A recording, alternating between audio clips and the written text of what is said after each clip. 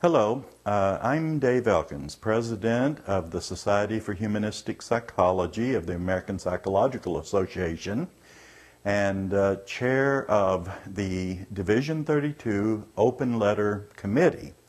that has raised concerns about the new proposed Diagnostic and Statistical Manual, commonly called DSM5. My committee prepared what we call an open letter to the DSM-5 Task Force and the American Psychiatric Association, which is our official and scholarly statement of the concerns that we have about the proposed DSM-5. In this brief video, I want to go to the heart of our concerns. Due to the lowering of diagnostic thresholds in existing diagnostic categories, as well as some new categories that have been proposed, we are gravely concerned that the DSM-5, unless it is changed, could be dangerous to literally hundreds of thousands of young children,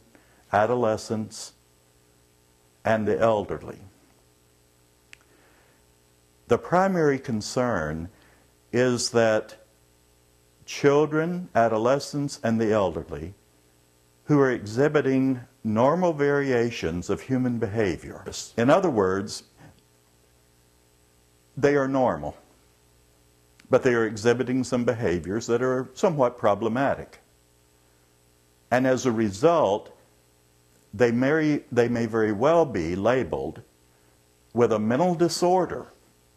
which will follow them for the rest of their lives. And even worse, they will be given powerful psychiatric drugs that can have serious side effects, including various types of debilitation and even in rare instances, death. So we consider these problems with the proposed DSM-5 as not simply some kind of scholarly discussion that really doesn't make, perhaps in the end, all that much difference. But rather, we consider this to be a very serious social justice issue, that vulnerable populations will be targeted, unintentionally perhaps, but nevertheless targeted, will be given a diagnosis of a mental disorder, and then will be subjected to treatment involving psychiatric drugs with all the dangerous side effects that can go along with psychiatric drugs. So what we are asking of everyone, and we already have thousands of signatures and many organizations that have joined us in this effort, but what we are asking of everyone, including you, if you're watching this video right now, is to go to our petition website, read our open letter to the DSM-5 Task Force and the American Psychiatric Association, and if you agree with it, sign the petition. But please don't stop there. After signing the petition yourself, contact as many colleagues in the mental health professions as possible and encourage them to go to the website, read the letter, and if they agree with it, to sign. We believe that the more signatures that we can get from individuals in the mental health professions and the more organizations